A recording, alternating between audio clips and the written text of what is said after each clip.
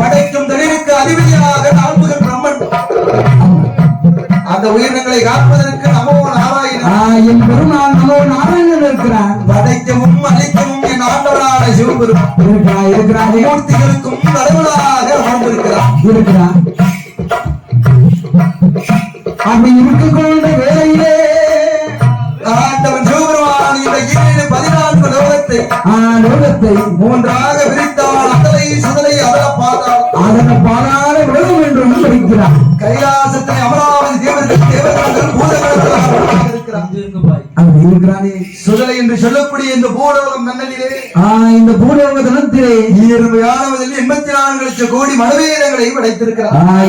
இருக்கிறான். நமக்கும் கீழாக ஒரு உலகம், பாதாள உலகம் அல்லவா? அசுரர்கள் ஆண்டு வரக்கூடிய பாதாள உலகம். அந்த பாதாள உலகத்திலே இந்த பூமிதான் அந்த பாதாளம்.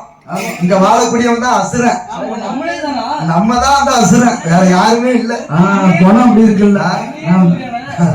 நம்ம கிட்ட நல்ல குணமும் இருக்கு, தீய குணமும் இருக்கு. சரிதான், அதுதான் அசுர குணம். அப்படி இருக்கு. இந்த அசுர கூட்டங்கள் ஆண்டு வருகிறான் அல்லவா? வருகிறான் அல்லவா? இந்த துர்வாசக மகாமுனிவர் கைலாச மலையிலே கலைமகளை கண்ணனை நினைத்து அதிக கால தவம் இருந்து ஒரு மாணிக்க மாலையை பரிசாக வாங்கி வருகிறார். மாணிக்க மாலையை பரிசாக வாங்கி கொண்டு வருகிறான். இந்த மாணிக்க மாலையை நாம் அணிவதை விட முற்றும் கண்ட முனிவரான விளங்கும் தேவர்களுக்கெல்லாம் அதிபதியாக இருக்கக்கூடிய தேவேந்திரன் திருக்கழுத்திலே அணிந்தான். திருக்கரத்திலே அணிந்தான். அந்த மாலைக்கும் மரியாதை, அவனுக்கும் மரியாதை, அவனுக்கும் மரியாதை என்று துர்வாசக மகாமுனிவர் ஆவர். அந்த மாணிக்க மாலையை தேவேந்திரனான கிணத்திலேயே கொடுக்கிறார். கொடுக்க வேண்டி வருகிறான். தேவர்களுக்கெல்லாம் என்ற ஆணவம் அகதாரி அவனுக்கு இருக்கல்லவா? வெள்ளை யானை மீது அரசாட்சி புரிந்து வருகிறான் அல்லவா? 33 கோடி தேவர்களுக்கும் அவனே அதிகாரி என்ற திமிரில ஆணவத்தில் ஆணவ குணமத்தோடு சரி அந்த துர்வாசக மகாமுனிவர் கொடுத்த மாணிக்க மாலையானதை கையாலே வாங்கியிருக்கலாம். என்ன செய்யலாம்? ஆணவ குணம் இருக்கும்ல. யானையை அடக்கி கட்ட தங்க துரட்டி கொண்டு வாங்குகிறான். சாதாரண முனிவர் தானே, கொஞ்சம் தப்பு வாங்கி அடிச்சுட்டு வந்துரும்ல. அதை போல இந்த தெய்வ இந்திரனானவன் யாரை பற்றும் துரட்டி கொண்டு மாணிக்க மாலையை வாங்கினான் அல்லவா? அது மாதிரி களத்தில் வைத்தானா? இல்லையே, வாங்கின மாலையை கழுத்தில் அணிந்திருக்கலாம். யானை சிரசின் மீது கொண்டு வைத்தான். மாணிக்க மாலையோட குடுமை பட்டு தும்பிக்கையா மாலையை கீழே போட்டு காலில் மிதித்தது. காலில மிதித்து மாசுபடுத்தியது அல்லவா? சரிதானே. அப்போது துர்வாசக மகாமுனிவர் சொல்லுகிறார், கடும் கோமாய் என்ன சொல்லுகிறார்? தெய்வ இந்திரா, தெய்வ இந்திரா, இந்த மாணிக்க மாலையை அவமதித்த காரணத்தினாலே தேவாதி தேவர்களுக்கு நாம் அதிபதி என்ற ஆணவம் தானடா. நீ ஒருவன் செய்த தவறினாலே உன் கூட்டத்திற்கே அழிவு வரப்போர் என்று துர்வாசக மகாமுனிவர் சாபத்தை கொடுக்கிறார் அல்லவா? ஏடா ஏடா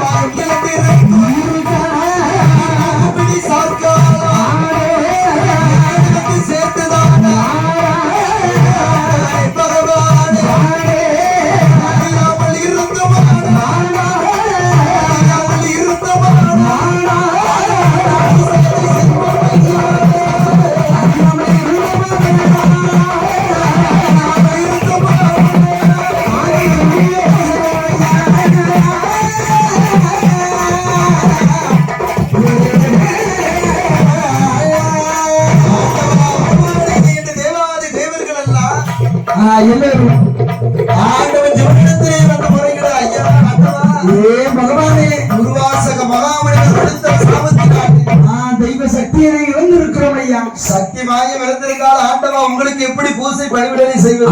அனுதினமும் உங்களை காலை மாலையை தொழுவது எப்படி? 6 கால பூசையை அனுதினமும் சிறப்பாக செய்வோமே. இப்படி முடக்கி விட்டாரே. ஆனால் நாங்களோ இது நேரத்திலே சக்தி மாயம் இழந்திருக்கிறோம். அதற்கு நீங்கள் தான் ஏதாவது யோசனை சொல்ல வேண்டும் ஐயா. தீபாரண தட்ட தூக்க கூட கையில ஆக இல்லை, மணியை கூட ஆட்டத்துக்கு வழி இல்லை. அதனாலே ஆண்டவா நாங்கள் இழந்த சக்தி மாயத்தை மறுபடியும் எப்படி பெறுவது? அந்த விவரத்தை விவரமாக சொல்ல வேண்டும் ஐயா. உங்களுடைய சிவ மந்திரத்தை சொல்வதற்கு கூட எங்களுக்கு தெம்பு இல்லை. அதனாலே நாங்கள் இழந்த சக்தி மாயத்தை மறுபடியும் எப்போது பெறுவது? எப்படி பெறுவது? எங்கே சென்று பெறுவது என்று கேட்ட போது ஆண்டவன் சொல்லுகிறார்,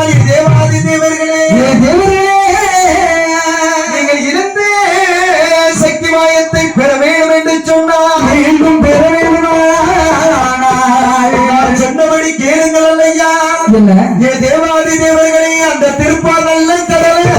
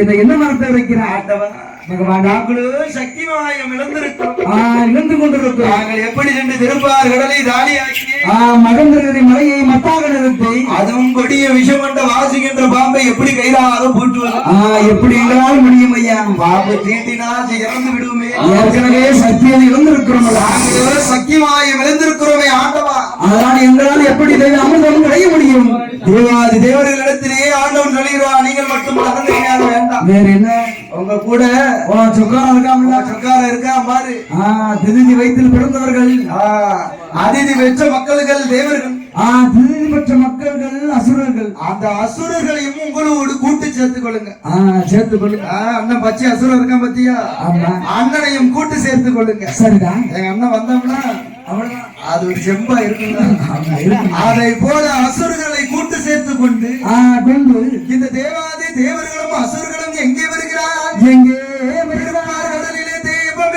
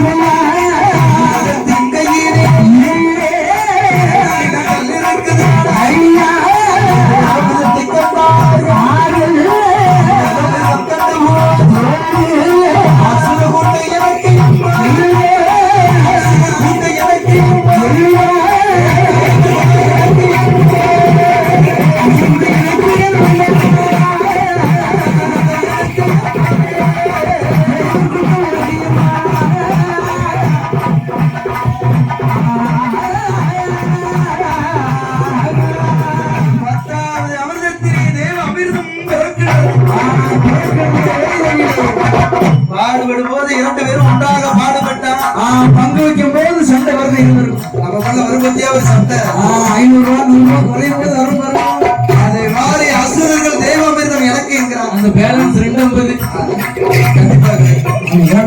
தேவர்கள் எனக்கு இருவருக்கும் தர்க்கம் ஏற்படுகிறது ஏன்னா தேவர்கள் தேவ அமிர்தத்தை உண்டால் தான் இழந்த சக்தி மாயத்தை பெற முடியும் ஆனால் அசுரன் ஒருவரோடு உண்டால் போதும் உலகத்தையே ஒன்றாக்கிறான ஒரு அசுரம் 10 பேருக்கு சமமா இருக்குமா சரியா இருக்கிறான் தேவ அமிர்தத்தை உண்டால் சாகா வரம் பெற்று அப்படி எல்லாரையும் அழிக்கிடுவான் தேவர்களையே அழைக்க வைத்து விடுவான் அதனாலேயே இந்த தேவ அமிர்தமும் தேவர்களுக்கே கிடைக்கவே என்று இந்த தேவாதி தேவர்கள் எல்லாம் யாரை மனதிலே நினைக்கிறார் யாரை நினைக்கிறாங்க அந்த திருப்பார் கடலிலே வாசம் செய்து கொண்டிருக்கிறவனே நமோ நாராயணன் என் பார்க்கடலே பள்ளி கொண்ட அச்சுதன் ரகுராமனை நினைக்கிறார் அந்த நாராயணனை நினைக்கிறார் நினைப்பவனே எப்படி நினைக்கிறார் நாராயணா என்னோட நாராயணா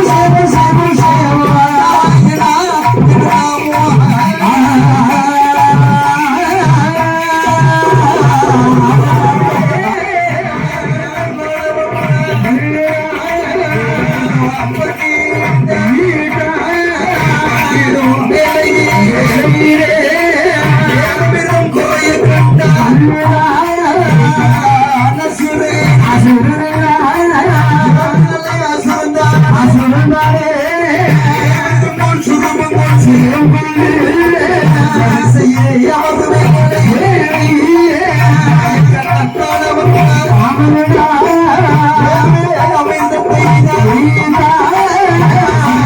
பங்கிட்டான்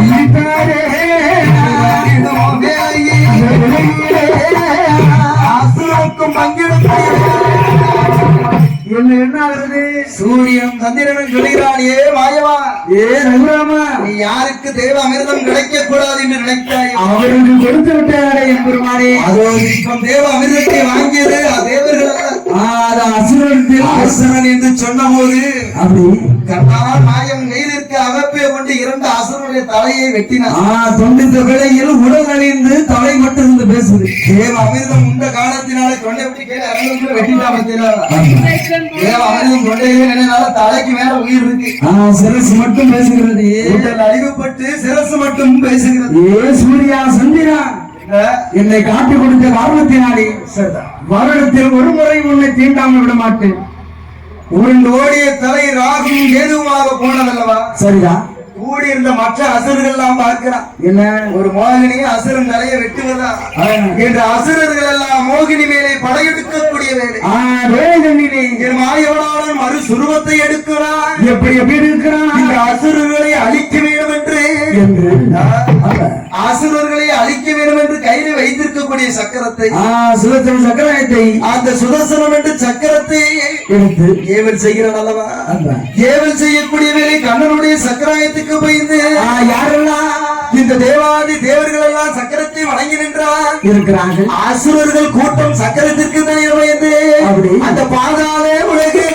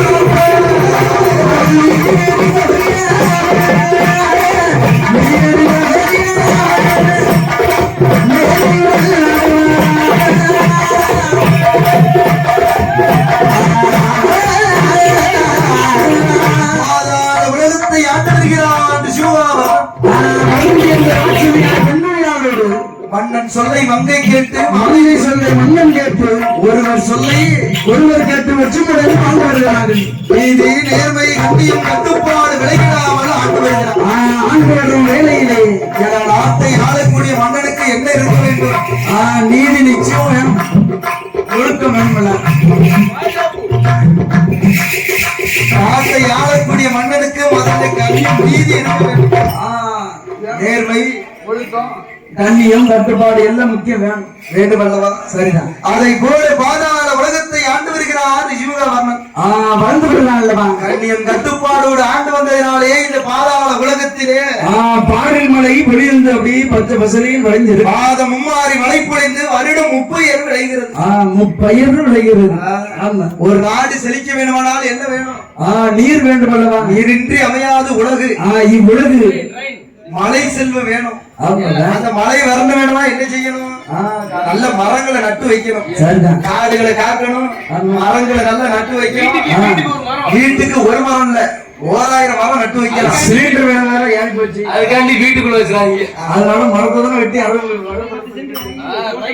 நீர்வளம் அதிகமாக நீர்வளம் உயர உயர வரப்பு உயரும். வரப்பு உயரும்.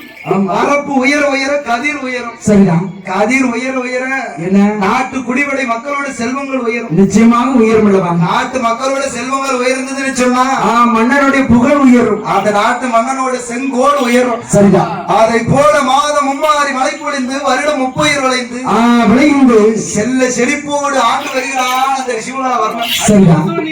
அடுத்த வருஷமும் ஆட்சியில நீங்க தான். ஆமா, காணியாச்சியா பிடிச்சிட்டு விட்டீங்க. வேற யாரும் கிடையாது. சரிதான். நீங்க உங்களுக்கு பின்னால உங்க பையன், உங்களுக்கு பின்னால உங்க பேரன். வேற எங்க கிளைகள் கிடையாது. சரிதான். இந்த பாதாள உலகத்தை ஆண்டு வருகிறானே ரிஷிவர்மன். அவன் என்ன செல்ல செழிப்போடு ஆண்டு வருகிறான் அல்லவா? எப்படி? ஒன்னா நல்லா படித்து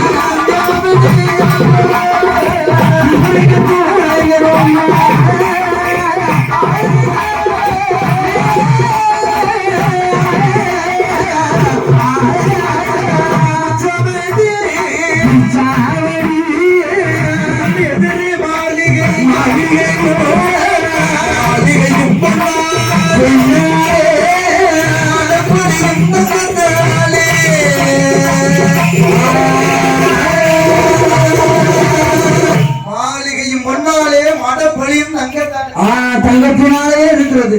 அரமனை கூட தங்கம் சொல்லிக்கிறது. 7 சுத்து மாளிகை இழந்து மண்டபங்கள் அமைத்து 4 சுத்து கோட்டை இங்க சேகரம் அமைத்து ஆண்டு வருகிறானே. அவனுக்கு சொத்தால் குறையவில்லை, சுகத்தால் தாங்கவில்லை, குறையில்லை, மகனாலும் தாங்கவில்லை. கூட கோபுரம் அவனுக்கு சொத்து சுகம் மண்மனைகள் எல்லாம் இருந்திலும் அவனுக்கு சொத்தால குழந்தை இல்ல காரணத்தினால் இல்லாத காரணத்தினாலே ஆண்டவனை நினைத்து அருந்தவம் செய்த காரணத்தினால் கண்ணனோட சக்கராயுதம் இந்த அசுரனை அழிக்க வந்ததல்லவா? வந்த வேளையில் அந்த சக்கராயுதத்தை இந்த வருதியான ராட்சதையால் கையெடுத்து வழங்கிய நேரத்தில் அந்த வாயுவனுடைய அருளினாலே என்ன ஆகிறது? என்ன? யார் வந்து பிறக்கிறார் அல்லவா? யாரையா? அந்த அத்துவர காலகத்திலே வண்டு முக அரிசிய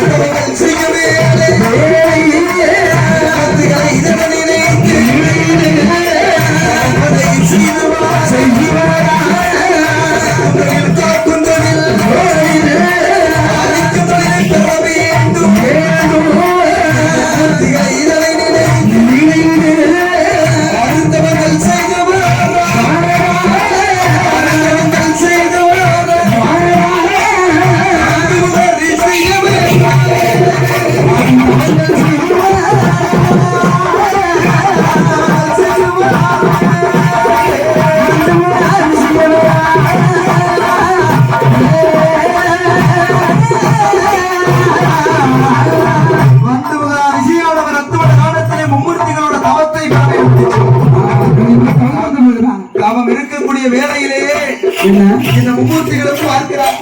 என்ன மூன்று தொழிலே ஒருவனே பெற்றோன் என்றால் அவன் மும்மூர்த்திகளுக்கும் தலைவனாயிருவான். அங்கு பாருங்க. அதனாலே இந்த வண்டுமுக ரிஷியோட தவத்தை கலைக்க வேண்டும் என்று சொல்லி என்ன சொல்லி ஒரு ஆண் குழந்தை பிறவி செய்து அந்த வண்டுமுக ரிஷியோட தவம் இருந்து தவ நிலைமையிலே போடுகிறார். ஆண் குழந்தையோட அலறல் சத்தம் கேட்டு கண்ணிழித்து பார்த்து அந்த முளைத்து அப்படியே ஆண் குழந்தையை கையில் எடுத்து முத்தினாங்க. சரிதான் இந்த மும்மூர்த்திகள் பார்க்கிறாயே வண்டுமுக ரிஷியானவரே, ஆண்களே அந்த மும்மூர்த்திகளோட வரத்தை பெற வேண்டுமான ஆசை என்பது இருக்கிறது.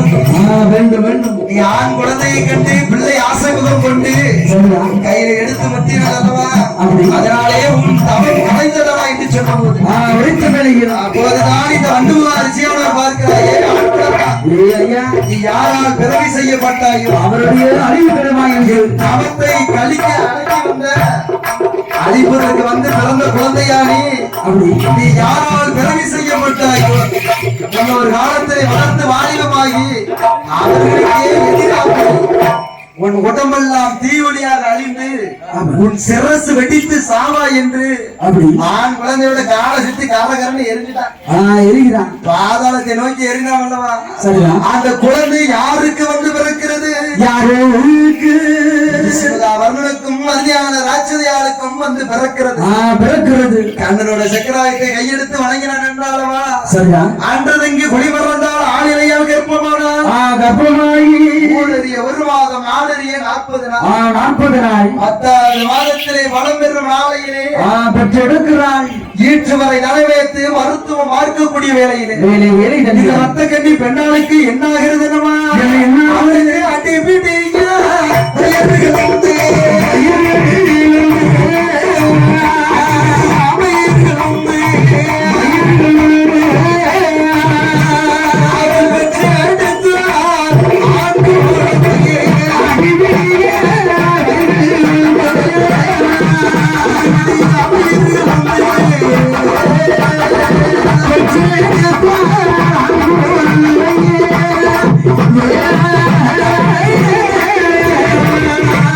குழந்தைக்கு வல்லறக்கும் என்று பேர் சொல்லி வல்லறக்கனை வளர்த்து வருகிறார். வருகிறார் அல்லவா. வளர்களை சந்திரகம் போல் வளர்ந்து வருகிறார் அல்லவா. ஒரு நல்ல வயதா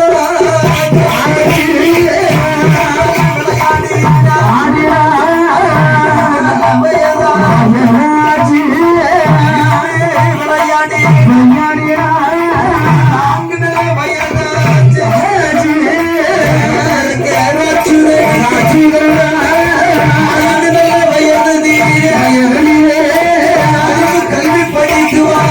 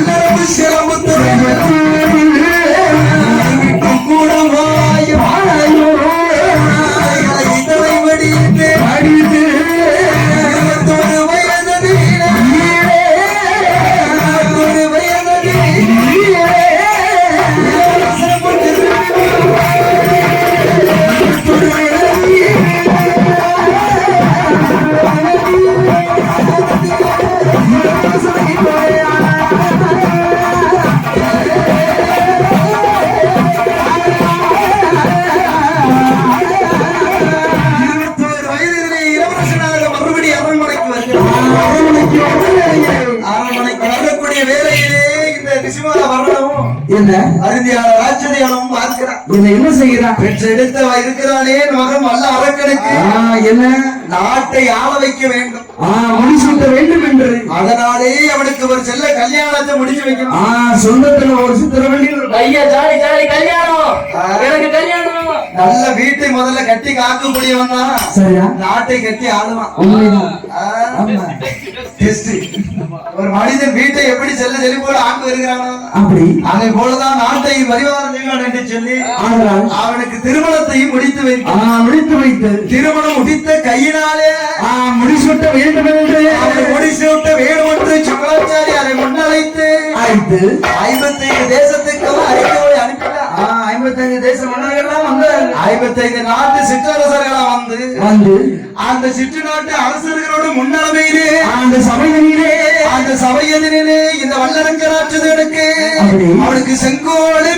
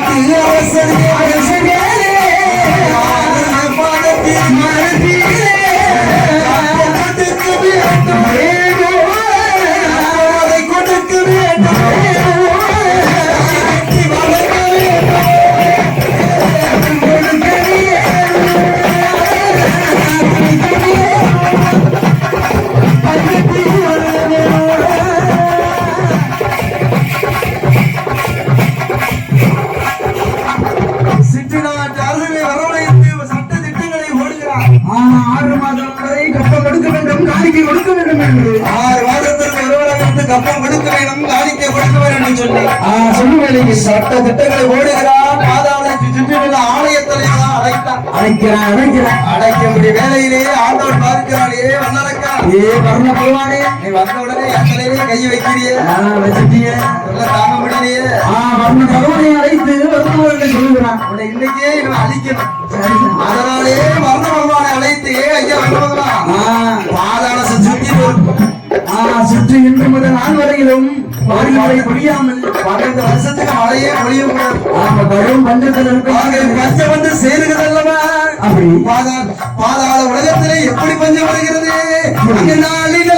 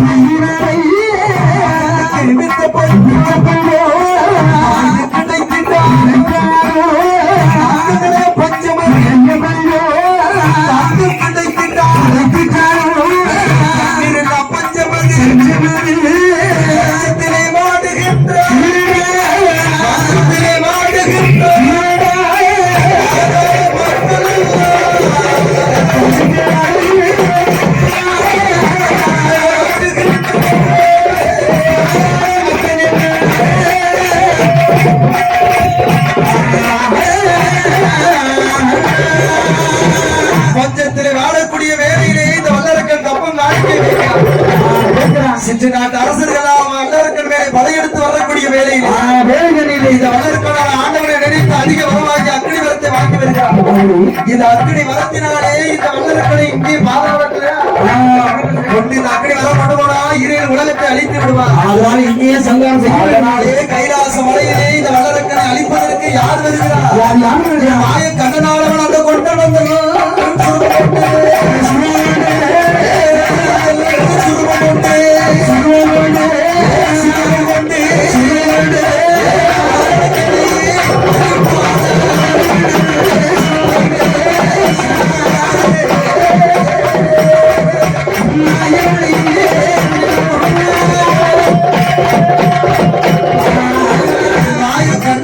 வல்லரக்கனை வதம் செய்துவிட்டு